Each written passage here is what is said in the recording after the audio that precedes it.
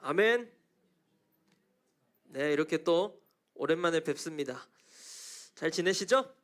네, 다들 이렇게 표정이 잘은 안 보이지만 이렇게 그냥 뭉뚱그려서 다 너무 좋다 이렇게 보입니다. 할렐루야. 네, 우리 오늘 말씀 우리 함께 보도록 하겠습니다. 오늘 말씀 열왕기하 7장 1절에서 10절 말씀입니다. 열왕기하 7장 1절에서 10절 말씀.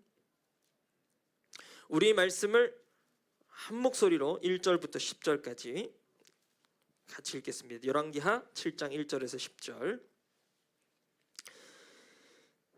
함께 읽습니다. 시작.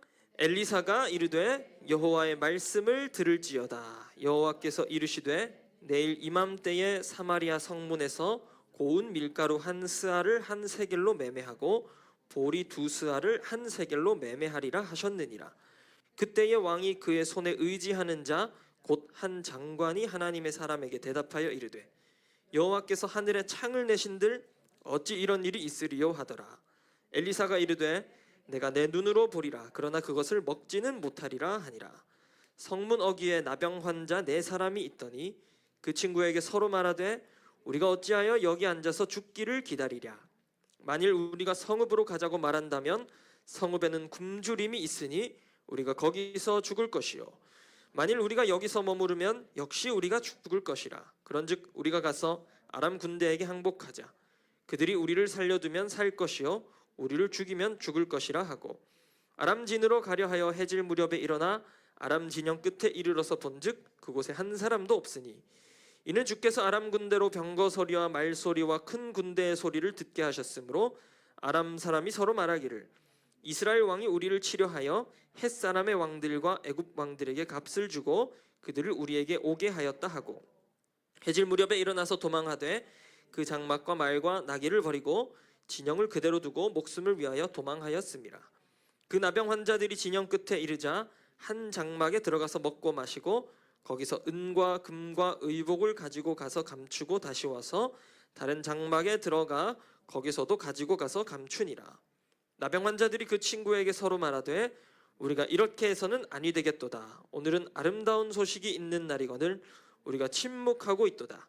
만일 밝은 아침까지 기다리면 벌이 우리에게 미칠지니 이제 떠나 왕궁에 가서 알리자 하고 가서 성읍 문지기를 불러 그들에게 말하여 이르되 우리가 아람전에 이르러서 보니 거기에 한 사람도 없고 사람의 소리도 없고 오직 말과 나귀만 매여 있고 장막들이 그대로 있더이다 하는지라. 아멘. 모니터에 줌 소리 말고 이걸 조금만 더 주시면 좋겠습니다. 조금만 더 주세요. 더 올려주세요. 할렐루야. 네, 오늘 말씀 우리 제목 한번 같이 좀 읽고 시작하면 좋겠습니다. 말씀 제목 회복에서 보내심까지인데 한번 선포하는 우리 마음으로 함께 시작. 회복에서 보내심까지. 네, 그 줌 말고 이거 그래. 네, 줌 소리는 말고 요거 지금 현장 소리만 조금만 더 주시면 좋겠습니다. 네, 회복에서 보내심까지라는 이 제목으로 오늘 말씀 전하겠습니다. 여러분, 이 회복에서 보내심까지 하면 우리가 좀 잘 아는, 그래도 우리 TCC 우리 교인이시면 좀 아는 어떤 좀 이런 뉘앙스일 거예요. 회복에서. 그러니까 한 사람이 회복돼서 이제 보내심까지 가는 어떤 이 프로세스 과정을 이야기하는 것을 아실 수가 있겠죠? 조금만 더 주시면 좋겠어요. 네. 저도 청년 때에 이 한 사람을 불신자, 그러니까 정말 믿지 않는 이 한 사람을 구원해서 키우고 양육하는 거죠. 우리 말로 양육하고 그래서 보내심까지 인도하는 이 과정에 너무 매료돼 가지고 저도 그래서 이걸 뭐 이제 제가 이제 청년 때 배우기는 구원, 확립, 제자화, 파송 뭐 이렇게 해가지고 막 외우고 다니고 막 노래도 하고 뭐 정말 이 한 사람을 구원해서 뭐 보살피는 것뿐만 아니라 양육하고 크게 해서 다시 파송까지 이르는 거에 막 매료됐던 사람이거든요. 그게 이제 우리 TCC에 오니까 이 살키보라고 하더라고. 우리 한번 따라해 보시죠. 살키보. 우리 좌우지간 TCC는 줄임말이 많습니다. 저도 MZ라서 줄임말에 이렇게 막 생소하거나 낯설진 않은데 정말 굉장히 많아요. 우리 살키고 뭘까요? 살키고가 아니고 살피고 살리고 키워서 뭐요? 보듬는 거예요? 보호하는 건가요? 보내는 거죠. 할렐루야. 그렇습니다. 그리고 뭐 좌우지간 뭐 TCC 자체도 지금 줄임말이잖아요, 그죠? 그렇죠? 그래서 우리 더크로처치 뉴저지는 뭐 더크뉴로 해야 되나요? 어쨌든 뭐 KNMC 뭐 하여간 정말 많습니다. 그래서 살키보 잘 기억해야 할 이 개념인 것 같은데, 한 사람을 구원해서 제자 삼고 또 그 제자가 결국 또 제자를 낳는 이 재생산, 그렇죠? 파송적인 교회론이죠. 보내는 교회론. 그래서 완전한 죄와 이 진노와 사망에 있던 한 사람을 여러분 살려내는 거예요. 전도, 뭐 우리가 흔히 말해서 이제 전도라고 하죠. 구원의 과정. 그래서 키워서 보내는 것을 할 수 있는 이 자격과 권세와 능력. 할렐루야. 그래서 이걸 또 우리는 또 이 선십에서 다르죠. 우리가 얼마나 대단한 이 하나님의 자녀들인가. 하나님의 씨. 그렇죠? 여러분, 이것이 우리의 갈 길인 줄로 믿습니다. 그래서 교회가 이게 막혀버리면요, 이게 보내는 문을 막아버리면 성장하는 교회는 될 수 있어요. 그러니까 우리 특별히 21세기 그리고 21세기도 이렇게 좀 나누면 한 1960, 70년대 이후로 굉장히 대세적이었던, 지금은 아니지만 교회가 이 문을 닫는 교회론이었어요. 뭐 그렇게 말하진 않았지만 무조건 메가처치가 되는 겁니다. 막 사람을 프로그램으로 막 전도해가지고 대량 생산, 대량 구원, 대량 양육, 대량 제자. 그래서 막 메가처치가 돼요. 그런데 중요한 건 뭐냐면 한 가지가 빠졌는데, 이게 너무 중요한 거. 아니, 이게 한 가지가 빠져서 모든 게 다 실패하는 게 돼버리죠. 이 사람들이 그럼 뭐 해야 되나? 또 나가서 교회를 세워야 되는데 문이 닫혀 있으니까 나가지 않고 그 안에서 여러분 막 크면 어떻게 됩니까? 그 안에서 싸우고 갈라지고 분열하고, 네, 영적인 비만 상태가 돼버리는 거죠. 여러분, 그래서 제가 성경을 보면서 이렇게 청년 때 그럼 사람을 살리는 거, 우리가 전도에 대한 전도론도 많잖아요.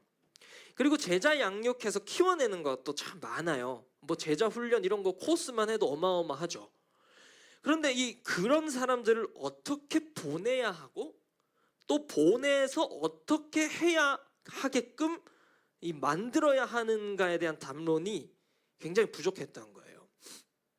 그래서 이제 뭐 21세기쯤 들어가지고 이제 전 세계, 특히 뭐 미국이나 한국에 있는 교회들이 다 이렇게 메가처치들이 많은 나라들에서 느낀 거죠. 야, 우리가 영적인 비만이 맞아. 그럼 어떻게 해야 되나? 막 그래서 뭐 선교적인 교회론도 나오고, 이제 뭐 90년대부터 셀 처치 해가지고 이제 셀이 교회다 했는데, 워낙 모여서 그냥 처치, 그냥 게더링 처치만을 이루는 관성에 우리가 너무 익숙해져 있다 보니까, 그러면 어떻게 보내야 하는 거야? 막 보내긴 하는데 그럼 선교지로 보내? 그럼 선교사 파송. 그럼 뭐 어떻게 해야 되는 거야? 선교사님들 알아서 하겠지. 뭐 성도는 그럼 나가서 뭐 해? 평신도가 어떻게 가서 교회를 세워? 어떻게 스캐터링 처치를 이루지? 살키는 되는데, 보호에 대한 이 어떤 구체적인 신학, 난 보호에 대한 구체적인 실천, 그리고 보호에 대한 구체적인 열매가 실제가 아직은 많이 없다. 아니, 거의 없다. 그래서 한국 교회가 멈춰버렸다. 뭐 세계 교회가 멈춰버렸다. 우리 담임 목사님도 그런 말씀 많이 하시는데, 지금은 뭐 어떤 교회 무브먼트가 없다 말씀하시는 게, 다 막 이렇게도 해보고 저렇게도 해보고 이렇게도 뚫어보다가 안 돼. 그냥 지금 이 세속화의 속도를 교회가 도저히 따라잡을 수 없고, 우리가 이거를 도저히 이겨낼 수가 없어. 일으켜 볼 수가 없어. 지금 약간 멈칫해 있는 그 상태란 말입니다. 근데 이럴 때일수록 우리가 사실 백투 오리진이죠. 결국 기본으로 돌아가고, 우리 TCC가 그렇게 외치는 1세기 교회를 보면 모여서 축적해서 이 메가처치를 만들어내는 교회로는 찾아볼 수가 없습니다. 심지어 인간이 그렇게 한다 하더라도 하나님은 늘 흩으시는 하나님이셨어요. 예루살렘 교회가 막 잘된다 하는데 갑자기 스데반이 죽으면서 뻥 터져버리고, 디아스포라. 그래서 뭐 안디옥 교회, 거기서 또 이제 거점을 잡고, 또 막 잘된다. 안디옥 교회는 결국 한 번의 그 예루살렘 교회에서의 하나님의 흩으심을 경험했기 때문에 그 잘 된다 잘 된다 잘 된다가 야 모인다 모인다 쌓인다 쌓인다가 아니고 결국에는 더 나아가자 더 나아가자 더 나아가자 더 나아가자 결국 이렇게 흘러갔던 그것이 바로 1세기의 교회론이고 초대 교회론이고 사도행전적인 교회론이고 또 그리고 우리 TCC가 이 리셋을 즈음하여서 지금 또 많이 나누어지고 있는 이 사도적인 제자, 보내심을 받은 제자에 대한 어떻게 보면 가장 원론적인 이야기가 이 사도행전의 이야기고 성경의 이야기라는 거죠. 그러면은 구약에서는 또 이 구약에서 이어지는 또 이 신약에서 우리가 이렇게 볼 수 있는 교회론 말고도 하나님의 일하심의 이 디테일한 부분들에서 볼 수 있는 하나님의 이 보내심, 사람을 살리셔서 어떻게 일하게 하시는가에 대한 내용들을 우리가 또 성경에서 많이 찾아봐야 되겠는데, 저는 아주 그 대표적인 예가 요한복음 4장에 나오는 이 사마리아 여인에 대한 이야기라고 늘 생각을 해왔었습니다. 예수님이 찾아가시잖아요. 그 사마리아 여인. 그래서 꼭 사마리아를 통과하여야 하겠는지라 해가지고 이제 요한복음 4장에서 예수님 사마리아 여인을 꼭 만나시죠. 그 정오에, 그러니까 서머타임이죠. 가장 해가 이 중천에 떴을 때 사람들이 더워가지고 물더러 안 나오는 거예요. 그 가장 더운 그 시간에 야곱의 우물이라 불리는 그 사마리아의 우물에 이 여인이 몰래 이제 눈치를 보면서 물을 뜨러 나오죠. 이 여인에게는 예수님도 나중에 말씀하시지만 남편 5이 있었고 지금 있는 사람도 그 지금 남편 아니지? 이렇게 이야기하실 정도로 굉장한 이 마음 안에 이 피폐함과 궁핍함과 이 결핍이 많았던 사람이었어요. 그러다 예수님을 딱 만나죠. 근데 우리가 아는 이 어떤 뭐 내적인 치유, 이 사람 치유가 필요한 사람이잖아요. 회복이 필요한 사람이잖아요. 오늘 말씀 제목대로 회복이 필요한 사람에게 우리가 흔히, 저도 아주 이 한국 교회에서 배운 목회적인 관성으로 회복시키고 양육하고 잘 낫게 하는 것에 대한 가장 첫 번째로 생각나는 그냥 1차적인 방법론은 보듬어 주는 거예요. 들어주는 거. 아, 그렇지 그렇지. 왜 우리가, 저도 그래요. 저도 이렇게 영적인 리더십들을 만나거나 혹은 뭐 그런 리더십이 아니어도 저의 이야기를 들어주는 사람 앞에는 굉장히 마음이 이렇게 막 부드러워지고 굉장히 이렇게 마음이 막 움직이더라고요. 근데 예수님이 지금 만나시는 사람들에게선 예수님이 좀 우리가 의외로 예수님 그 사람들 이야기 잘 안 들으십니다. 앉아가지고 막 2-3시간, 뭐 당연히 예수님의 삶의 모습 안에서는 제자들과 함께 공동체 생활을 하면서 들어주고 보듬어주고도 하셨겠지만 그냥 성경에 아주 그냥 딱 이렇게 특징적으로 나오는 이 만나시는 사람들의 모습 앞에서 성경이 특별히 묘사하는 바에 의하면 예수님 앉아가지고 막 들으시고 공감해주고 한없이 공감해주고 포용해주고 보듬어주는 성격의 예수님은 성경에 잘 안 나와 있어요. 그렇게 이렇게 표시가 잘 안 돼 있다는 거죠. 왜 여러분, 예수님 제자들 부를 때도 저는 지금도 놀라워요. 예수님 제자들 딱 그 어부들한테 가가지고 야 나를 따르라. 제자들이 어떻게 하죠? 저 사람 뭐야? 우리를 뭐 아세요? 한번 앉아서 얘기나 좀 해봅시다. 그래서 한 서너 시간, 아니 한 이틀 밤을 새고 난 뒤에야 제자들이 예수를 따랐더라. 이게 아니잖아요. 진짜 시크해요. 나를 따르라 하시니 곧 그들이 그물을 버려두고 예수를 따르니라. 이걸 그냥 영화로 만들어 보면 예수님이 가가지고 모르는 어부들한테 가가지고 야 나를 따르라. 오 그래 예수님 따라가겠습니다. 너무 이상한. 예. 그래서 세리 그 우리 마태 있잖아요. 마태를 부르는 장면에서도 그냥 그 세관에 앉아가지고 돈 세고 있는 레위한테 가가지고 너 나 따를래? 그러니까 레위가 그냥 쭉 따라가죠. 저는 굉장히 이상했어요. 성경을 읽으면서 저는 성경을 읽을 때 물음표를 늘 가지고 보는 사람이었기 때문에 지금도 그렇고 어떻게 이렇게 따를 수 있었을까? 예수님이 오셔가지고 막 안수하시고 막 너는 나를 따를 놈이야 막 이렇게 하셨는가? 아닌데. 제가 어느 날 이 Son of God이라는 이 영화를 봤어요. 근데 여기서 딱 예수님이 어떻게 이 사람들을 부르셨는지에 대한 좀 이렇게 힌트가 왔어요. 이제 세리 이 마태를 부르시는 장면인데 이제 예수님은 막 이제 군중들에게 설교를 하고 있고 막 병도 고쳐주시고 여자와 아이들 막 이런 그 소외받는 계층들한테도 막 다 안아주시고 스킨십 하시면서 막 이렇게 예수님의 사랑을 보이시는 장면을 레위가 그 세리 마태가 멀리서 이렇게 돈을 세면서 보고 있는 거예요. 저 사람은 뭐 하는 사람인가. 그런데 그 시기에 이 세리 마태 안에 엄청난 이 내적인 갈등과 방황이 있었다는 거예요. 대체 나는 유대인으로 태어나서 사람들에게 이렇게 배신자 소리 받으면서 그래 돈은 좀 많은데 내가 왜 살고 있는 거지? 내가 이렇게 살아봤자 무슨 의미가 있는 거지? 막 그런 생각과 이 내적인 갈등과 방황 속에서 저기 멀리서 목소리도 잘 안 들리지만 그냥 거적대기 같은 거 입고 막 설교하면서 사람들을 사랑해 주시는 예수님의 모습을 잘 이렇게 보고 있는 거예요. 그러니까 그 이 세리 마태에 있는 이 내적 갈등과 내적 방황에 의해서 예수님에 대한 호기심이 생기게 되는 거죠. 저 사람은 뭔가. 그러면서 막 이제 막 갈등하고 고민하는데 예수님이 설교를 다 마치고 레위 앞으로 딱 걸어오시더니 너 나를 따를래? 여러분 이러니까 좀 얘기가 달라지죠. 그런 것 같아요. 우리도 그냥 살다가 예수 안 믿고 살다가 예수님 딱 찾아오셔가지고 너 나를 따르라 했으면 우리 예수님 잘 안 믿었을 거예요. 근데 항상 우리 예수님은 우리 삶을 파고드시는 분이시고 우리를 가장 잘 아시는 분이시고 창세 전부터 우리를 계획하셨던 분이잖아요. 저도 뭐 보면 제 인생의 가장 이 첫 고민이자 가장 딥한 고민의 순간에 예수님을 진짜 인격적으로 만났어요. 원래 예수님 알고 있었죠. 당연하죠. 뭐 목사의 아들로 태어나서 예수님 이야기 뭐 어마어마하게 들었을 거 아니에요. 맨날 보는 게 성경만 하고 성경 공부고 맨날 하는 게 큐티고 맨날 하는 게 앉아가지고 뭐 가정 예배 드리다가 뭐 딴짓하면 허벅지 맞고 그게 이제 저의 인생이었는데 예수님 잘 몰랐던 거예요. 진짜 예수님 몰랐던 거죠.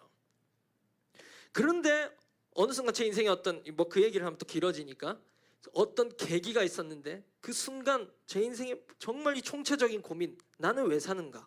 이렇게 살아서 뭐 하는가? 의미가 있나? 그럼 결과는 무엇인가? 막 고민할 때 제가 수많은 책들을 찾아봤거든요. 진리를 찾으려고 애썼던 것 같아요. 근데 예수님을 몰랐기 때문에 예수님 내 삶을 두드리고 계셨다는 것을 제가 둔해서 잘 몰랐겠죠. 근데 어느 순간 성경을 딱 펴서 그래 내가 내 가까이 있는 성경을 한 번도 찾아보지 않았네. 성경을 딱 펴는 순간 우리 주님의 음성이 저의 마음과 제 인생을 그냥 아주 그냥 뭐 덮는 수준이 아니라 완전히 그냥 지배하셨습니다. 여러분, 여러분의 인생도 저는 그런 줄로 믿습니다. 하나님 여러분을 너무나 잘 아시고 여러분을 지으셨고 창세 전부터 너무나 사랑하셔서 아들 예수를 보내셨고 그리고 성령으로 여러분과 늘 함께 하시기 때문에 여러분의 인생 어느 순간에 있더라도 내가 가장 밑바닥에 있을 수도 있어요. 지금이 혹은 좀 괜찮을 수도 있습니다. 하지만 그런 거 상관없습니다. 주님은 여전히 언제나 동일하게 늘 여러분과 함께 하시는 하나님이신 줄 믿으시기를 간절히 축원합니다.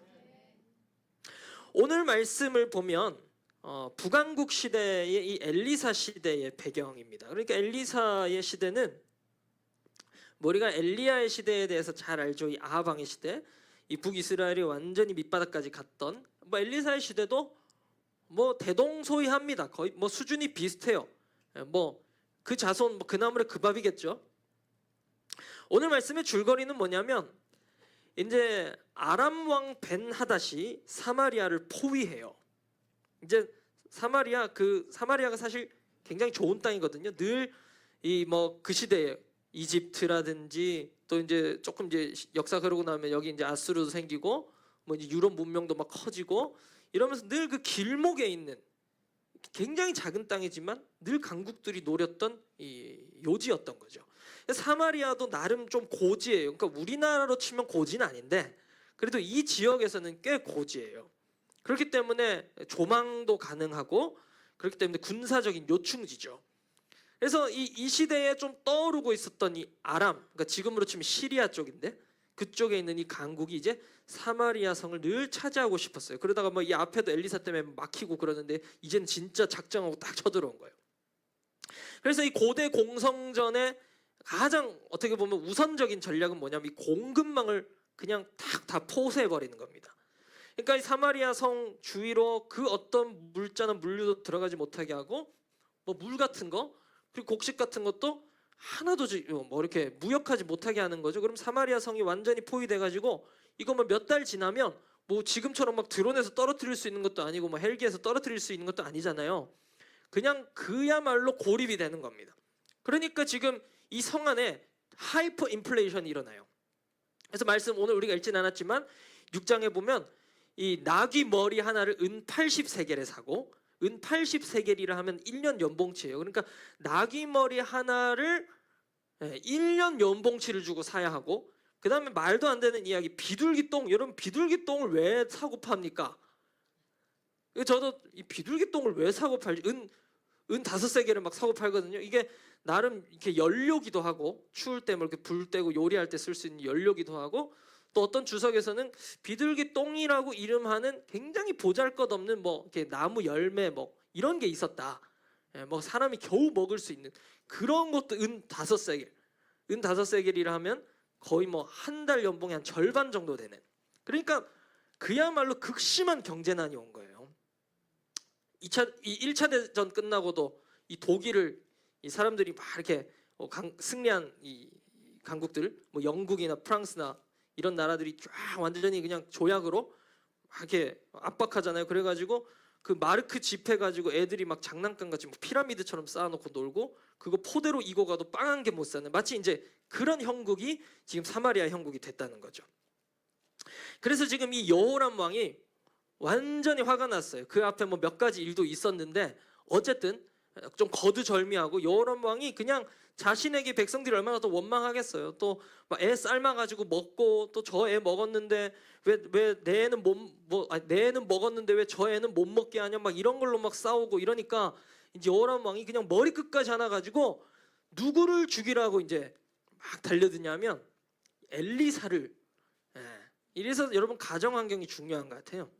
아합도 그죠? 엘리야 이스라엘을 괴롭게 하는 자. 그 집안에서 막 그렇게 막 얼마나 이 선지자들 욕하고 살았으면 대대로 막 이어지는 이 왕조 가운데에 이 여호람도 똑같은 말 하잖아요. 엘리사 죽여버릴 거. 엘리사 찾아가지고 죽여. 그러면은 이 일이 좀 나아지지 않을까? 여러분 이게 그냥 정말 이 그냥 사단의 메인 스피릿인 거죠. 이스라엘의 왕이라는 사람이. 그래서 막 엘리사를 찾아다니다가 엘리사를 찾았는데 거기서부터 펼쳐진 이야기가 바로 오늘의 이야기입니다. 그래서 이 엘리사가 예언을 합니다. 오늘 말씀 우리 한번 7장 1절에서 2절 2절 말씀 한번 같이 읽어보면 좋겠습니다. 1절 2절 말씀 시작. 엘리사가 이르되 여호와의 말씀을 들을지어다. 여호와께서 이르시되 내일 이맘때에 사마리아 성문에서 고운 밀가루 한 스아를 한 세겔로 매매하고 보리 2스아를 한 세겔로 매매하리라 하셨느니라. 그때의 왕이 그의 손에 의지하는 자 곧 한 장관이 하나님의 사람에게 대답하여 이르되 여호와께서 하늘에 창을 내신들 어찌 이런 일이 있으리요 하더라. 엘리사가 이르되 내가 내 눈으로 보리라 그러나 그것을 먹지는 못하리라 하니라. 엘리사가 예언합니다. 지금 일어난 이 모든 인플레이션이 다 내일 이맘때면 정리될 겁니다. 뭐 나귀 머리, 여러분 나귀 머리를 왜 사고 팔아요? 먹을 게 있나 모르겠네. 한국에서는 그 돼지 머리 이렇게 끓여가지고 그죠? 저희 처가 옆에도 돼지 머리 끓이는 아주 맛있는 데가 있는데, 한국 오시면 연락하십시오. 제가 돼지 머리 이렇게 잘 삶는데 대접하겠습니다. 여러분, 그래서 저희 애들 가면은 막 그 머리 자르는 거 막 구경해요. 너무 잔인한 얘기하고 저희 애들 막 지나가면서 귀다, 이러면서, 코다 이러면서 먹고 나오면서. 미국은 이제 좀 이게 혐오스러울 수도 있을 것 같은데 한국은 아주 맛있습니다. 뭐 나귀머리 뭐 정말 필요도 없는 거 뭐 고깃거리나 좀 있을만 하겠습니까? 그거 막 1년치 연봉 주고 막 사고 팔고 하던 게 오늘이었는데 엘리사가 나와가지고 내일 이맘때면은 고운 밀가루 한 스아, 그러니까 이거는 한 7, 8kg 정도 되는, 그러니까 꽤 나가는 무게죠. 고운 밀가루 한 7, 8kg 정도 되는 거를 한 세겔이면 이게 완전히 정상화를 의미하는 거예요. 그리고 보리 두수하는 보리 한 무대기 두 무대기를 여기 한 세겔로 매매할 거다. 이게 한 몇 달 지나서 한 1, 2년 지나서 얘기가 아니고 바로 내일이면 이게 여러분 말이 되는 얘기입니까? 요즘도 인플레이션 시대잖아요. 기본적으로 인플레이션의 시대잖아요. 물가 상승의 시대. 이 물가가 거의 지금 한 1000배, 10,000배 정도 뛴 물가인데 요게 바로 1000분의 1, 10,000분의 1 정상화될 거다. 내일이면. 그래서 이 여호람 왕의 장관이 하나가 딱 나와가지고 웃으면서 조롱해요. 말도 안 되는 소리 하지 마라. 어떻게 그런 일이 있을 거다. 그러면서 오늘 쓰는 표현이 뭐냐면 여호와께서 하늘에 창을 내신들. 진짜 이게 얼마나 이 시대의 왕도 그렇고 장관들도 그렇고 여호와의 이름을 함부로 사용하면서 조롱하였는가를 볼 수 있는 대목입니다. 하나님이 창을 내신들 그런 일이 있을 수 있을까? 이런 얘기를 해요. 여러분 우리 삶에 하늘에 창이 나도 바뀔 수 없는 영역이 혹시 있습니까? 우리 삶에 너무 답답하고 도저히 이거는 1년, 2년, 10년, 20년, 30년, 40년 해결될 이 기미를 아예 보지를 못해서 이 마치 이 장관의 말처럼 여호와께서 창을 내신들 어찌 이런 일이 있을 수 있을까? 이 말은 불가능하다라는 거죠. 그냥 불가능과 불신을 아주 그냥 도장을 찍는 맹세적인 말입니다. 근데 거기에 대고 엘리사가 아주 무섭게 받아치죠. 그렇게 될 건데 너는 그거 못 먹어. 죽는다는 거죠. 여러분 요한복음 4장에도 그래요.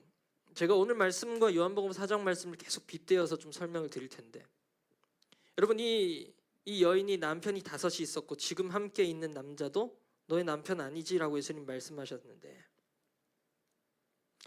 여러분 우리 삶에 전적이라는 게 있지 않습니까? 우리 삶의 전적, 이 전적 그리고 살아왔던 결 그리고 살면서 하나님 앞에 부끄러운 일들을 했던 나의 전적들이 때로는 나의 현재적 돌파를 막는 경우가 굉장히 많아요. 예수님 이거 다 알고 오신 거잖아요. 그리고 어떻게 보면 예수님 너무 상처받는 말을 하셨어요. 이 여자가 자신을 소개하지도 않았는데 너 이런 사람이지? 라고 예수님 말씀하셨다는 거죠. 예수님이 이 그녀의 회복 못할 전적 그리고 그 전적뿐만 아니라 지금 나의 상황 그 전적이 남편 갈아치웠다고 지금 끝이 아니잖아요. 지금 예수님 말씀하시는 거는 너 지금도 그 생활 똑같이 하고 있지라는 거거든요. 너의 삶의 결 그대로 지금 살고 있지 않는가. 그 마치 엎질러진 물 같고 절대 회복될 수 없을 것 같은 그 상황 하늘에 창이 난들 내 예전 레코드들이 깔끔하게 깨끗하게 사라질 수 있을까? 여러분 우리가 흔히 쉽게 하는 고민들이죠. 여러분 그러면서 말씀 오늘 다시 11개 말씀으로 오면 장면이 싹 전환됩니다. 그러면서 이런 얘기 엘리사와의 얘기들이 싹 이렇게 장면이 바뀌면서 나병 환자 4사람의 이야기가 나와요. 오늘 말씀 3절 4절 한번 같이 읽어보겠습니다. 시작. 성문 어귀에 나병 환자 4사람이 있더니 그 친구에게 서로 말하되 우리가 어찌하여 여기 앉아서 죽기를 기다리랴. 만일 우리가 성읍으로 가자고 말한다면 성읍에는 굶주림이 있으니 우리가 거기서 죽을 것이요 만일 우리가 여기서 머무르면 역시 우리가 죽을 것이라. 그런즉 우리가 가서 아람 군대에게 항복하자. 그들이 우리를 살려두면 살 것이요 우리를 죽이면 죽을 것이라 하고. 지금 여호와께서 창을 내신들 이런 일이 있을까? 그러면서 장면이 싹 전환되는데 나병 환자들에게 장면이 카메라가 싹 갑니다. 나병 환자 여러분 어떤 사람들인가요? 여호와께서 창을 내신들 회복될 수 있는 사람들인가? 지금 그러니까 지금 4사람이서 모여가지고 그냥 죽기를 기다리는 사람들인 거예요. 지금 나병 환자 4명의 이름이나 이 사람들이 고향이 어딘지 이런 것도 성경 기록하지 않고 있습니다. 그냥 나병 환자는 그런 표현도 쓰는 것도 사치스러울 정도로 가치가 없는 사람들이거든요.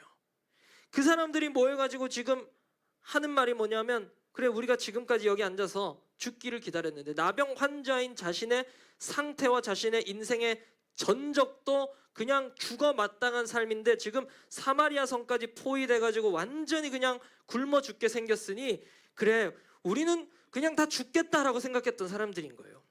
그러다 갑자기 한 사람이 그 친구에게 야, 우리 그냥 여기 앉아서 죽기를 기다리랴? 어딜 가든 지금 죽는 건 마찬가지 아니냐?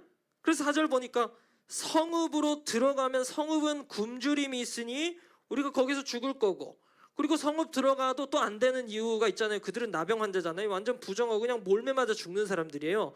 그러니까 성읍에 가봤자 우리가 어떻게든 죽을 거고, 만일 우리가 또 그렇다고 여기 있는다 쳐도 또 우리가 여기서 똑같이 죽을 건데, 어딜 가든 어떻게 해도 뭘 해도 죽을 건데, 그러니까 우리가 가서 차라리 아람 군대에게 항복해보자. 어차피 죽을 인생 그냥 밑자의 본전이 조금이라도 더 살아보자. 아람 군대에게 가서 우리 항복해보자. 그럼 그 아람 군대가 우리의 목숨을 결정하지 않을까? 이런 이야기를 합니다. 여러분, 나병 환자가 의미하는 건 뭡니까? 영적인 나병. 오늘 이 시대에 그리고 말씀을 보는 우리에게 이 말씀을 적용해 보건대 바로 구원받지 못한, 그리고 구원이 없었던 우리 삶, 허물과 죄로 죽을 수밖에 없었고 죽었던, 그렇지만 그걸 살리신 분이 우리 주님이시죠. 여러분, 혹시 우리가 영적인 나병으로 회귀하고 있다면 그냥 우리 삶에 의미가 없는 거예요. 여기 가도 죽고 저기 가도 죽고 의미는 다 상실됐고, 여러분, 그리고 세상에 나가면 그런 사람들 얼마나 많습니까? 오늘도 내일도 그냥 고층 빌딩에서 자기 몸을 던지고 투신하고 그냥 마약, 그냥 그게 없으면 살 수가 없고, 네, 여기저기서 목매어 죽고. 여러분, 이게 한국의 현실이고 한국의 다음 세대의 현실이고 미국도 마찬가지일 겁니다. 마치 이 나병 환자들의 세상 같은 세상. 여기 가도 죽고 저기 가도 죽고 어딜 가도 죽을 건데 그냥 적의 손에 우리 삶을 맡겨보자. 여러분, 이게 우리였었고 지금 세상 아니겠습니까? 얼마나 여러분 얼마나 안타까워요. 어떻게든 의미를 찾아보려 했는데 도저히 의미가 없으니까 그냥 사탄에게, 세상에게 흘러가는 대로 나의 삶을 맡기자. 그것이 날 결정하겠지. 그것이 여러분 이 세태고 세속이라는 겁니다. 요한복음 4장도 마찬가지죠. 이 여인이 야곱의 우물을 찾아갔어요. 모르겠습니다. 뭐 집 앞 바로 앞에 야곱의 우물이 있어서 뭐 근거리여서 그랬는지 모르겠지만 이 야곱의 우물은 실제로 야곱의 우물이에요. 그러니까 이 레거시고 전통이 있었다는 거죠. 네. 그러니까 이 여인이 마치 명품 같은 이 우물을 찾아오는 이유가 뭐냐면 거기서라도 그 물을 퍼고 있는 나, 그 물을 먹고 있는 나를 통해서라도 뭔가 삶의 의미를 찾아보려고 하지 않았을까? 여러분, 사람들이 이렇게 명품을 사고 진짜를 더 살려고 하는, 진짜를 더 구입하려고 하는 그 심리적 근저 안에는 내가 진짜가 되고 싶다, 내가 진짜야라는 걸 드러내려고 하는 심리가 들어있다 그러더라고요. 여러분, 뭐 백화점 가서 1,000만 원짜리 가방 샀는데 짝퉁이면 그것만 고 화난 일이 있습니까? 진짜를 사야 되잖아요. 지금 야곱의 우물, 이 전통이 있고 진짜임을, 그리고 성경에 그 우리의 이제 이 시기엔 성경이 아니니까 이 시기에 이제 정말 이 전통이 있는 이 우물을 찾아가서 그거를 그냥 먹고 그걸 퍼고 있고 그걸 내가 하루에 한 번이라도 갔다는 사실이 이 여인에게는 그나마 의미이지 않았을까? 그럼에도 불구하고 그 물을 다 떨어뜨리고 나서는 또 다시 또 그 물을 퍼러가야 할 때 늘 충전하고 충전해야만 그 목마름이 조금밖에 해결될 수 없는 자신을 보면서 얼마나 여러분 한탄했을까요? 그게 바로 이 여인이었다는 거예요. 그 여인이 바로 예수님을 만나죠. 그래서 예수님이 제시하신 솔루션은 뭐였는가? 진짜, 그 진짜가 바로 너의 눈앞에 있다. 내가 그다. 그래서 내가 주는 물을 마시면 너 여기서 계속 물 퍼고 내가 진짜인지 고민하고 내가 진짜 의미 있는 삶을 살고 있는가 고민했지? 그런데 바로 앞에 있어. 내가 주는 물을 마시면 다시는 목마르지 아니할 거야. 여러분 이 말을 듣자마자 여인이 바로 뭘 하죠? 마을로 들어가서 복음을 전합니다. 굉장히 시크한 회복. 여기서도 예수님이 며칠을 막 싸매고 막 상담하고 안수해주고 막 내적 치유하고 축사하고 그런 막 굉장히 마일드하고 과정 있는 회복이 아니에요. 그냥 그 자리에서 진리이신 예수님이 가셔서 진리를 보여주신 것만으로 이 여인은 단숨에 회복해서 보내심까지 가게 돼요. 오늘 열왕기하 말씀도 또 그렇습니다. 이 나병 환자 4명, 그래서 야 우리가 아람 군대에게 가자. 아람 군대가 우리 운명을 결정하겠지. 그래가지고 아람 군대 막 찾으러 갔어요. 저기 아람 군대가 있는 것 같아. 막 깃발이랑 막 말이랑 막 있어. 갔는데 끝까지 가봤는데 아무도 없는 거예요. 아무도 없어. 그걸 보니까 이 아람 군대가 다 튀었어요. 그냥 혼비백산에서 도망갔어요. 그래서 뭐 말기랑 뭐 나귀랑 뭐 그냥 뭐 자기 뭐 칼 뭐 이런 거 그냥 다 놔두고 갔어요. 옷가지랑. 그냥 혼비백산에서 도망갔다는 거예요. 그 왜 그런가 보니까 성경이 말하기는 이 아람 군대가 이상한 큰 소리, 어마어마한 군대의 소리를 들었다는 거예요. 근데 이 군대의 소리를 추정하기로는 이 아람 군대 안에서 들리는 설은 뭐냐면 야 이거 이스라엘 왕이 작정하고 그냥 돈으로 애굽 군대랑 이집트 군대랑 헷 군대를 사가지고 야 이집트 군대 너 들어봤어? 요즘 장난 아니야. 그 걔네 무기 장난이야. 헷 군대 야 걔네 우리 헷이라면 히타이트거든요. 그냥 이름 자체가 강하다는 거예요. 걔네가 온대. 야 우리 야 목숨이라도 부지하자. 빨리 튀어. 그래가지고 막 튄 거예요. 그걸 이제 이 나병 환자 4명이 가가지고 봤는데 그냥 아무것도 없고 그냥 물품들만 싸그리 다 남아있는 승리도 이런 승리의 현장이 없는 피 한 방울 안 흘리고 모든 걸 다 탈취할 수 있는 현장을 나병 환자 4명이 먼저 발견하게 된 겁니다. 여러분 제가 이 말씀을 좀 이렇게 분석하다가 참 이렇게 신기한 이렇게 좀 재밌는 사실 하나 발견했어요. 여러분 요즘에 아주 토라 포션에 부흥이 있다고 들었습니다. 토라 포션에 더 놀라운 부흥이 있을지어다. 여러분 그 히브리어로 이렇게 성경 많이 보시잖아요. 우리 토라 포션 하면 히브리어가 굉장히 재밌고 의미가 다 그 안에 굉장히 뭐 토라 포션 자체가 그 히브리어 안에 있는 의미들로 막 이제 출발이 되는 거잖아요. 이 애굽이라는 것이 히브리어로 뭡니까, 여러분? 할렐루야. 네. 미츠라임이라잖아요. 그래서 미츠라임, 그래서 뭐 미츠라임 하는데 이 나병 환자들이라는 히브리어는 뭐냐면 메쪼라임입니다. 신기하죠? 미츠라임, 메쪼라임. 그래서 이게 사실 어원은 좀 다른데 그냥 지금 우리가 이제 발음하기로는 비슷한 거예요. 근데 의미도 사실 되게 비슷해요. 그래서 이집트는 왜 미츠라임인가? 그래서 미츠라, 그래서 속박하는, 괴롭히는 라임, 사람들이라는 뜻이고, 메쪼라임은 뭐냐면은 상한, 그러니까 메쪼라는 상했다는 거예요. 그러니까 괴롭히는 게 미츠라고 이제 상한 건 메쪼라죠. 그래서 거기서 아임이 붙어가지고 상한 자들. 그래서 나병 환자 그 무리들을 메쪼라임이라 불렀어요. 그리고 오늘 또 헷이 나오는데 헷은 뭐냐면 핫핫, 그러니까 두려운 사람이에요. 두려운 사람들. 그러니까 지금 이 아람 군대는 그냥 두려운 자들, 속박하는 사람들에게 그냥 질려가지고 혼비백산에서 도망갔는데 그거를 상한 자들이 가서 메쪼라임들이 가서 발견하게 되는 거예요. 여러분 저는 그렇게 믿습니다. 악은요 결국에는 악이기 때문에 멸절해요. 아멘? 너무 당연한 사실이어서 뭐 아멘 목사님 너무 맞는 말 하는데 그럴 수 있는데 악은 그야말로 악이기 때문에 하나님의 정의 하나님 공의 하나님 입장에서 용서받을 수 없고 용서받을 수도 없고 그야말로 멸절해야 마땅한 그게 바로 악입니다. 하나님의 악이 하나도 없으시기 때문에. 그래서 여러분 이 속박하는 사람들에 의해서 미츠라임 그 다음에 헷 핫핫 이 정말 싸나운 사람들 무서운 사람들에 의해서 이 아람 사람들 그러니까 지금 결국 같은 무리들 안에서 그냥 자기들끼리 막 치고받고 영적인 세계에서 보면 그러다 무서워하다 도망이 간 거예요. 성경에 보면 그런 이야기들 있잖아요. 자기들끼리 막 치고받고 하다가 멸절해버리는. 여러분 그게 이 마지막 주님 오셨을 때 심판받게 되는 악의 모습, 악의 심판의 모습 중에 또 한 가지일 겁니다.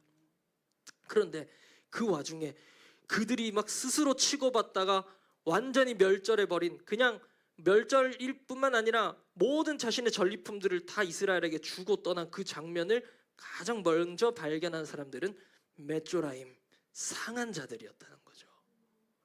여러분, 우리가 계속 이 보내심을 받은 제자, 사도적 제자를 이야기하고 가는데, 거기서 아주 극명하게 드러나는 원리가 하나 있죠. 예수님의 부활과 성령을 경험하지 않았던 복음서의 제자들과 사도행전의 제자들, 정확히 말하면 사도행전 1장 8절 이후의 제자들의 모습이 극명하게 다르다는 거. 여러분, 보내심을 받은 제자, 사도적인 제자의 모습은 상한 자들로 출발했지만 결국 완전한 승리를 하나님으로부터 거저받는, 부여받은 증인들이 사도적 제자인 줄로 믿으시길 간절히 축복합니다. 아멘. 거저받는 거예요. 지금 상한 자들이잖아요. 이 나병한 자들이 가가지고 싸웠습니까? 창이라도 한번 휘둘렀습니까? 나팔이라도 한번 불었습니까? 아닙니다. 그냥 우리 죽어야 되는데 그러다가 간 거예요. 그런데 이 어마어마한 하나님의 은혜가 결국 이 나병 환자들로 하여금 가장 먼저 이 승리의 현장을 발견하게 하죠.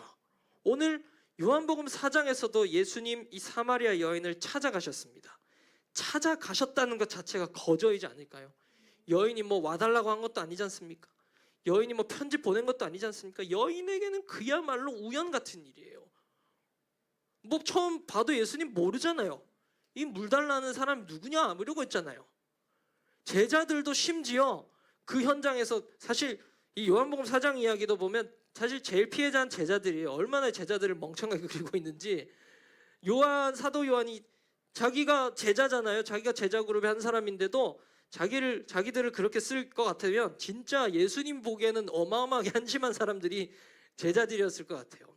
그래서 요한복음 4장 한 28절 29절 이하로는 햄버거 구조를 띄고 있는데, 샌드위치 같은, 예수님이 막 이제 여인을 회복시켜가지고 여인은 전도하러 나갔어요. 그 대인 기피증, 우울증 완전히 그냥 피해 망상에 쩔은 여인일 거 아니에요. 상처가 얼마나 많은 여인이겠어요. 근데 그 여인이 몰래 12시에 나와가지고 사람 보기 싫어가지고 우물에서 물 퍼던 그 여인이 마을 문 다 두드려가면서 복음 전하고 있는 거예요. 지금 완전한 회복. 그래서 보내심이 된 상태. 그런데 제자들은 뒤늦게 와가지고 뭐라는지 아세요? 예수님 밥은 드셨습니까? 나는 너무 배불러 지금. 그러니까 제자들이, 야, 누가 먼저 예수님 밥 줬냐? 이런 얘기하고 있어요. 예수님은 이미 그 먼 길 시장하시지만, 목마르시지만 찾아가서 그 여인을 구원해냈다는, 그리고 보냈다는 것 자체가 예수님에게는 배부름이었는데, 제자들은 뭔 일이 일어났는지도, 이 일이 뭔 일인지도 멀리서 여자랑 얘기하니까 예수님 이상하다 이런 얘기는 하고 있고, 제자들은 몰라요. 그러니까 예수님이 거기다 대고 더 충격적인 말 하나 하시죠. 야, 너 밭을 봐라. 너네는 한 4달쯤 지나면 추수할 거라고 알고 있지? 내가 보기에는 이미 밭은 다 휘어졌어. 지금이 추수의 때야. 제자들 뭔 말인지 모릅니다. 여러분, 그런데 성령이 임하시자 보내심을 받은 제자, 저는 사마리아 여인이 훨씬 선구자라고 생각해요. 이미 예수님 찾아가셔서 이게 단 하루도 아니잖아요. 지금 단 몇 분 만에 해결된 제자들, 나중에 성령을 받고 요한이 이 이야기를 다시 회상하면서 이 이야기를 기록할 때쯤에는 우리 예수님 어떤 분이셨구나, 또 우리가 가야 할 길이 어떤 길이구나를 굉장히 깨달으면서 감탄하며 감동 얻으면서 저는 이 요한복음을 썼을 거라 생각이 됩니다. 완전히 눈이 뒤집힐 반전이죠. 지금 아람 군대에게 자기 목숨을 내어 맡기러 간 이 나병 환자들 아무도 없습니다. 왜지? 여러분, 하나님이 다행하셨거든요. 그러고 나서 이 나병 환자들에게도 이 사마리아 여인과 똑같은 과정이 찾아옵니다. 그들이 막 가가지고 먹고 마시고 장막에서 막 이제 좋다고 막 춤추고 막 옷도 막 감추고 막 이러다가 갑자기 또 얘네는 갑자기 뭘 잘하네. 갑자기 야, 이거 진짜 좋은 소식 아니냐? 우리가 나병 환자긴 하지만 그래도 우리가 이스라엘 출신이잖아. 야, 이거 알려야 돼. 이거 야 대박. 이거 완전 좋은 소식이야.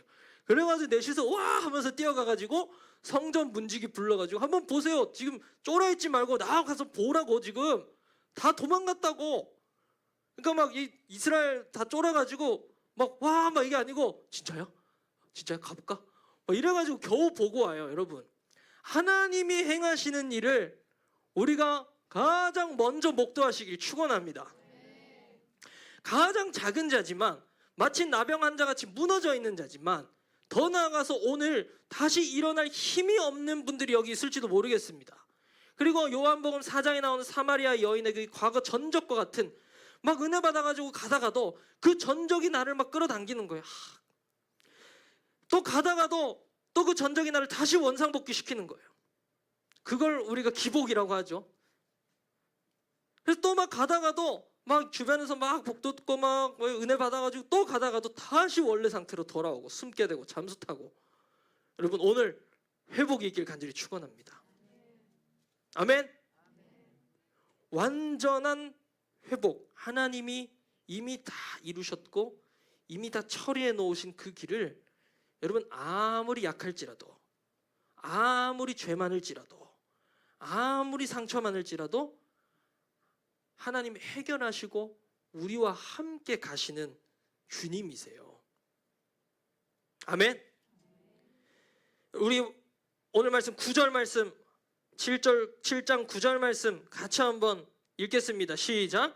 나병 환자들이 그 친구에게 서로 말하되 우리가 이렇게 해서는 아니 되겠도다. 오늘은 아름다운 소식이 있는 날이거늘 우리가 침묵하고 있도다. 만일 밝은 아침까지 기다리면 벌이 우리에게 미칠지니 이제 떠나 왕궁에 가서 알리자 하고. 아멘. 사마리아 여인도 마찬가지였습니다. 그 여인이 마을에 들어가서 문 다 두드려가면서 사람들 불러내가지고 예수님 앞에 초청해요. 그러니까 여기서 더 놀라운, 더 이제 사마리아 여인의 전도의 업그레이드가 일어나죠. 그래서 마지막에는 이 사마리아 마을에 있는 사람들이 뭐라고 고백하냐면, 고마워, 너가 우리를 예수님 앞으로 인도해줘가지고 너무 고마워. 그런데 이제는 이 예수님이 나의 하나님, 우리 하나님, 우리가 와서 보니까 너의 이야기뿐만 아니라 진짜 보니까 이분이 진짜네, 이분이 진짜야, 이렇게 고백을 해요. 여러분, 오늘 보내심을 받은 제자인 우리 더 크로스처치 뉴저지 우리 사랑하는 성도님들, 그냥 이건 전도만을 이야기하는 것이 아니라 이제 이 마지막 때를 살아가는, 그리고 성령의 시대를 살아가는, 그리고 추수의 시대를 살아가는 우리에게 적용해 보자면 이것은 여러분 가히 입체적인 사실입니다. 우리가 이제 나아가서요, 뭘 하지? 내가 나가면 뭘 할 수 있을까? 아닙니다. 이미 우리는 보내심의 아이덴티티가 아주 그냥 극명하게 우리의 포텐셜 안에 잠재워져 있는. 그래서 여러분, 나가면 승리합니다. 아멘. 그래서 저는 좀 더 이 말씀을 발전시켜 보면 보내심이 결국은 또 우리의 회복을 담보한다. 저는 전도하면서 되게 힐링을 많이 받았어요. 전도하면서. 아니, 우리가 그냥 아주 1차원적으로 생각하기로는 힐링이 되고 이제 전도할 수 있지. 그래, 회복이 되고 전할 수 있고, 회복이 돼서야 영혼을 살릴 수 있어 생각하는데, 그냥 나가서 전도하고 이 영혼에게 복음을 전하고 이 영혼을 하나님의 사람으로 바꿔내는 과정 안에서 가장 많이 이익 보는 사람은 나더라고요. 보니까 결국에는 전도할 때도 내가 그리스도인이기 때문에, 내가 하나님의 사람이기 때문에 전도하잖아요. 내가 하나님의 사람이고 하나님의 자녀인 자격이 있기 때문에 전도하는 거잖아요. 그래서 이미 전도할 때 내 안에 그 아이덴티티로 가득 차게 돼요. 예수 믿으십시오. 나 예수 믿는 사람인데 너무 좋아요. 예수밖에 없습니다 라고 할 때 나는 이미 예수밖에 없는 사람인 거예요. 이미. 아멘? 우리가 예수가 없는 사람인데 예수밖에 없습니다 이럴 수 없잖아요. 가령 그렇다 할지라도 선포할 때에 그 선포대로 나에게 다시 될 줄로 믿습니다, 여러분. 그리고 이건 전도뿐만 아니라 이 모든 회복에서, 전도에서 보내심까지 가는 우리 영혼과 함께하는 그 영역 안에서 이 사람의 힐링이 나의 힐링이고, 이 사람의 회복이 나의 회복이고, 이 사람의 회심이 또 한 번 나의 회심이고, 이 공동체의 부흥이 또 한 번 나의 부흥인 겁니다. 아멘? 여러분, 우리 더 크로스처치 뉴저지 부흥으로 가는 길목에 있는데 여러분 같이 부흥하고 있는 겁니다. 아멘. 나는 제로로 쓰이고 주님 나는 가루를 내시옵소서 교회만 부흥하면 되나이다 이게 아니라는 겁니다 여러분. 저는 재료일 뿐이옵니다. 아니에요 여러분. 아닙니다. 교회의 부흥과 지역의 부흥과 우리 영혼의 부흥은 함께 간다. 아멘. 그래서 여러분 이거 제가 이렇게 표정이 다 안 보이지만 더 부흥으로 가고 있습니다 지금. 더 밝아질지어다.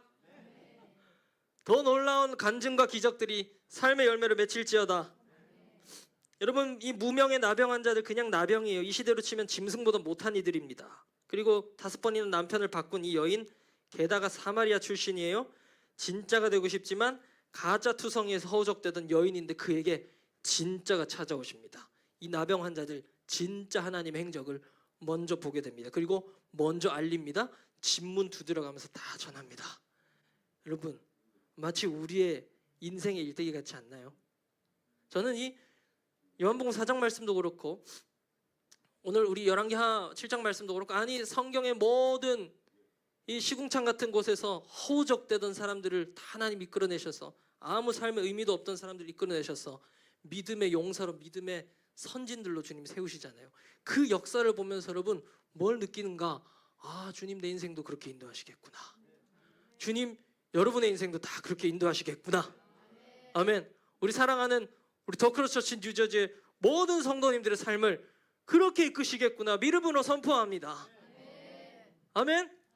그 어떤 나병에 있었어도 그 어떤 과거의 전적 속에 있었어도 여러분 항상 선포하세요.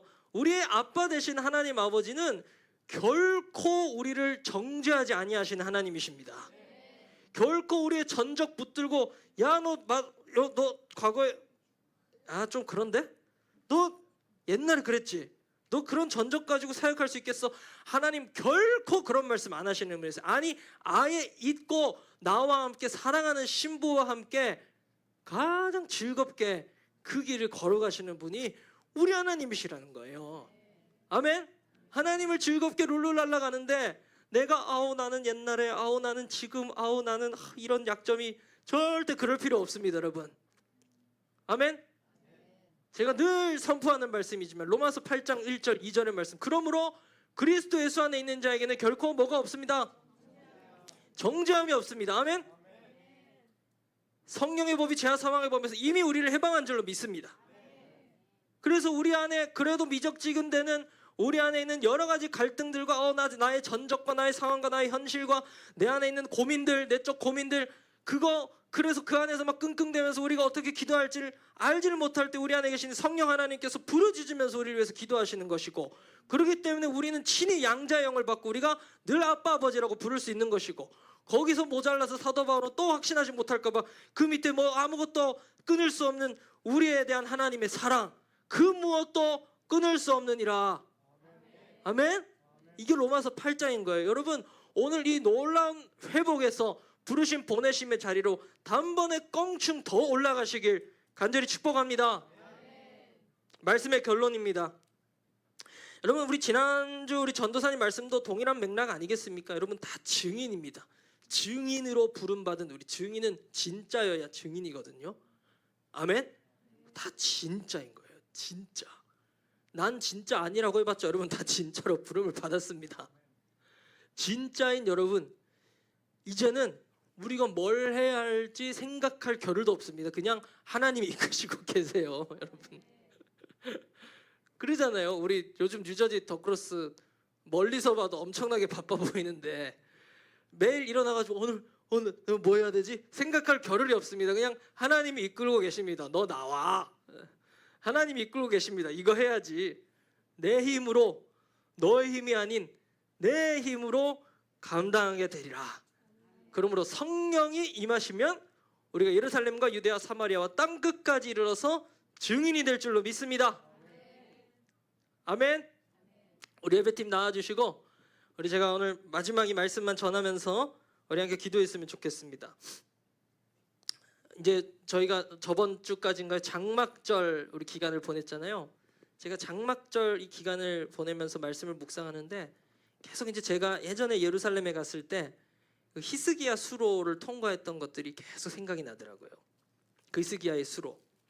여러분 그 히스기야의 수로가 이제 기혼이라는 샘에서 실로암까지 쭉 그 물이 이어지는 수로인데, 이 기혼이라는 이 샘의 이름 자체는 근원이란 뜻입니다. 그래서 기혼 스프링이라 그래요. 용천수죠. 그래서 그 정말 어디서 나오는지를 모를 정도의 그 물들이 막 콸콸 쏟아져 나오면서 실로암으로 들어오면 그 장막절에 실로암의 물을 이제 제사장들이 퍼가지고 성전에다가 갖다 부어요. 근데 제가 이스라엘에 갔을 때 이 장막절을 지낸 적이 있었는데, 이 장막절 풍경 중에 참 인상적이었던 사실 하나가 뭐냐면, 이 마당에 유대인들이 텐트를 쳐놓고 거기서 일주일 동안 애들이랑 살아요. 근데 그 산다는 게 그냥 아빠 뭐 직장 갔다 왔다 그래 자자 밥 먹자, 여기 저희는 경상도 집안이에요, 묵자 자자, 이게 아니고 엄청 수다를 떠는 거예요. 제가 이제 그 집에서 홈스테이를 했는데 저도 막 들어가고, 근데 저는 히브리어 막 영어 이게 잘 안 되니까 그냥 뭐 듣고만 있고, 또 걔네 막 말이 엄청 빨라, 엄청 크고, 그러니까 저는 막 잠 오니까 뭐 또 들어가서 자고 이랬는데, 걔네가 하루 종일 아빠랑 엄마랑 막 아빠랑 애들이랑 수다를 엄청 떠는 거예요. 근데 그 모습이 저는 너무 부럽더라고요. 야, 아빠랑 아들이 3-4시간 저렇게 수다를 떨고 놀 수가 있네, 그것도 일주일 동안. 근데 거기서 제가 뭘 봤냐면, 야, 하나님이 아들 된 우리와 자녀 된 우리와 함께 계속 교제하시려고 하시는구나. 그 코이노니아의 모습이 결국 교회이고 하나님과 우리 하나님과 나와의 관계이다.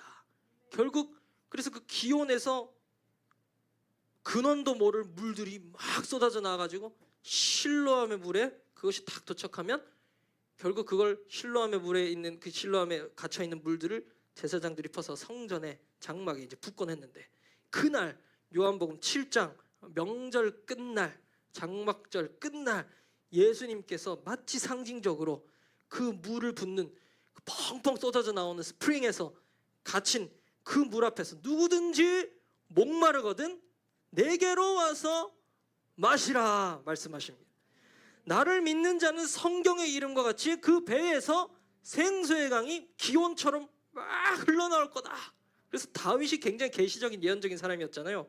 자기 아들 솔로몬 그 이제 왕이 이제 즉위식할 때, 왕위를 이제 넘기는 승계식할 때 기혼에 가서 하라고 해요. 진짜 예언적인 사람인 것 같아요. 스프링을 안 사람이. 야, 보내는 그곳, 그냥 은혜로 거저 솟아나오는 그곳에 보내가지고 안수하게 합니다. 여러분, 지금 이 시즌을 보내고 있는 여러분, 우리에게 어떤 분에게는 힘이 필요할 수 있고, 어떤 분에게는 또 이런 회복이라 하면 굉장히 다양할 수 있죠. 정죄감에서 회복도 있을 수 있고, 육체 회복이 있을 수 있고, 가정의 회복이 있을 수 있고, 여러 디테일한 세세한 영역에서의 회복이 필요한 분들도 저는 많을 거라 생각합니다. 여러분, 목마른 자들 다 예수께로 오늘 다시 한번 돌아갈지어다. 그 어떤 정죄도 부여하지 아니하시고, 그 어떤 과중한 짐도 우리에게 부과하지 아니하시고, 오로지 그냥 그 테이블로 값도 없이 그냥 그 어떤 가치도 나한테 주지 않아도 되니까 그냥 나와서 먹고 마시라고 말씀하시는 그 주님의 응답 앞에, 그 주님의 부르심 앞에 오늘 여러분 담대히 단 1초도 고민하지 말고 예 하고 나가셔서 회복을 누리시고, 더 나가서 그 회복이 결국 오늘 말씀 요한복음 4장과 열왕기하 7장의 말씀처럼 완전한 보내심으로, 그야말로 하나님이 이끄시는 자동적인 보내심으로 결국이 될지어다. 아멘. 우리 다 같이 일어나서 우리 기도하겠습니다. 여러분, 우리 보내심 받은 자들, 여러분 오늘 우리가 먼저 기도할 때는 우리가 이 보내심 가운데 부름받는 자지만 잠깐 나를 주저하게 만드는 이 영적인 나병, 혹은 요한복음 4장의 사마리아 여인이 겪었던 이 전적과의 싸움, 자기 상처와의 싸움, 자기 직면과의 싸움이 있을 수 있습니다. 오늘 다시 한번 선포합니다. 예수님이 여러분의 삶을 주관하고 계십니다. 성령 하나님께서 계속해서 담보하고 계십니다. 오늘 마음껏 선포하시고, 마음대로 여러분 선포하시고, 주님이 주신 그 진리를 내 삶과 내 영역, 내 전적과 내 모든 것에 여러분 선포하십시오. 오늘 자유가 임할 것이고, 기혼 스프링처럼 샘솟는 하나님의 임재가 터져날 것이며, 여러분 실로암처럼 그곳에 갇혀놨을 때 여러분 이제 그것을 터뜨리세요. 나의 보내심입니다. 나의 부르심입니다. 부름 받았습니다. 나는 보내심을 받았습니다. 주님 담대하게 달려갈 수 있게 해주십시오. 우리 두 손을 들고 우리 주여 3번 외치고 주님 나에게 회복을 주시고 주님 나에게 오늘 다시 한번 굽은 무릎 곧은 무릎이 하나님 굳게 펴질 수 있도록 주님 인도하여 주십시오. 성령을 부어 주십시오. 우리 주여 3번 외치고 기도합니다. 주여 주여 주여. 목마른 나의 영혼 그 부르심의 자리 보내심의 자리 그곳으로 나가기 위해서 하나님 오늘 회복하기 원하시는 그 주님의 역사하심 우리가 바라며 나갑니다. 주님만을 우리에게 힘을 주십시오. 하나님 그 앉아있는 자리에서 무너진 자리에서 나의 맘 자리에서 주소서. 목마른 나의 영혼 주를 부르니 나의 맘 만져 주소서. 주님만을 원합니다. 더 원합니다. 나의 맘 만져 주소서. 목마른 나의 영혼 주를 부르니 나의 맘 만져 주소서. 주님만을 원합니다. 더 원합니다. 나의 맘 만져 주소서. 목마른 나의 영혼 주를 부르니 나의 맘 만져 주소서. 주님만을 원합니다. 더 원합니다. 나의 맘 만져 주소서. 주께 가까이 날 이끄소서. 간절히 주님만을 원합니다. 채워주소서. 주의 사랑을 진정한 찬양들이 있도록. 목마른 나의 영혼 주를 부르니 나의 맘 만져 주소서. 주님만을 원합니다. 더 원합니다. 나의 맘 만져 주소서.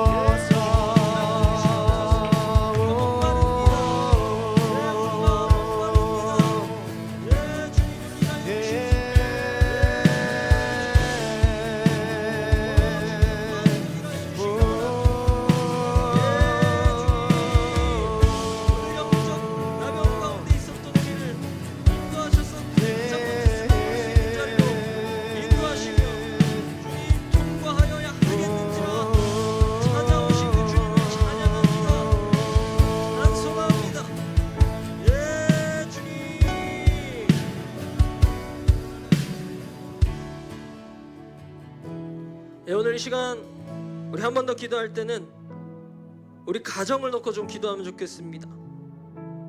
그리고 우리가 속한 우리 공동체 혹은 가정이 아니더라도 우리에게 마음 주시는 우리 공동체를 향하여서 그것이 셀일 수도 있겠고 어떤 지인의 가정일 수도 있겠고 친척일 수도 있겠고 여러분 하나님께서 감동 주시는 대로 기도하시는데 여러분 오늘 이 영적인 나병과 같은 도저히 일어날 수 없는 그리고 오늘 요한복음 4장의 사마리아 여인처럼 과거의 전적에서 도저히 헤어나올 수 없는 그러니까 하늘의 창을 내신들 해결될 수 없는 문제 가운데 있는 우리 가정의 구성원들이 있다면 혹은 우리 지인들 우리 중보의 대상들이 있다면 여러분 이 시간 선포하겠습니다. 하나님 하늘의 창을 내시는 분이십니다.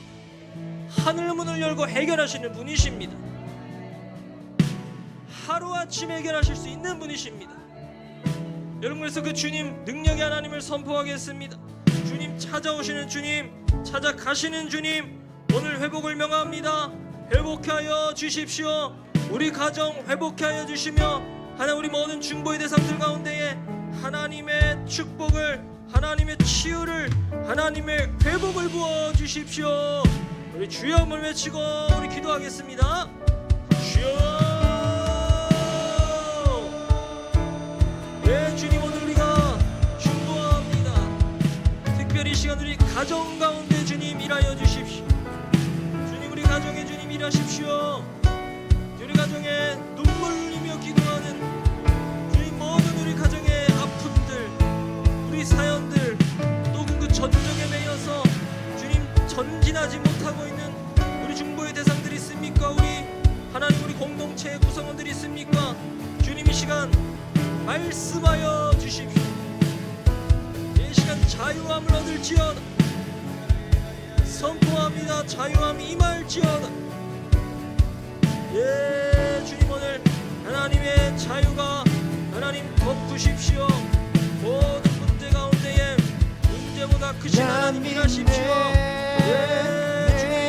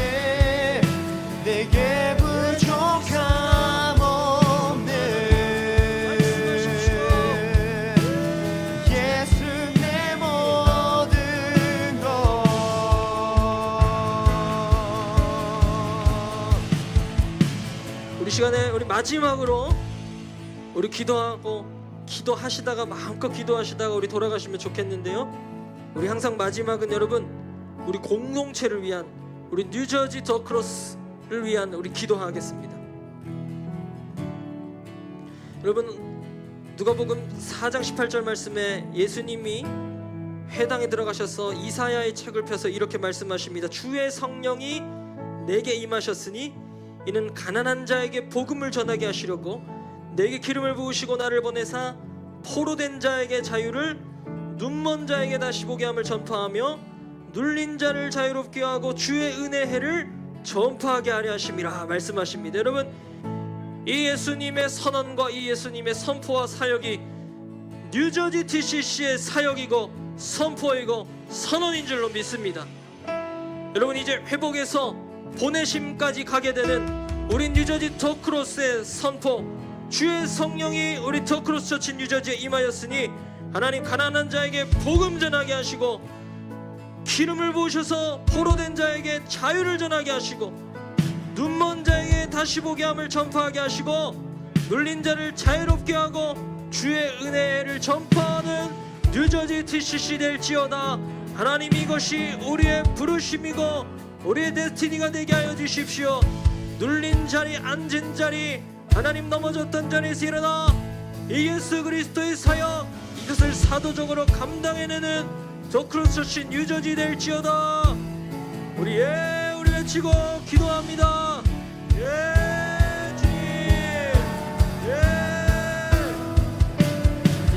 주님, 오늘 이 말씀이 우리에게 응당한 말씀인 줄로 믿습니다. 주의 성령이 우리에게 임하셨으니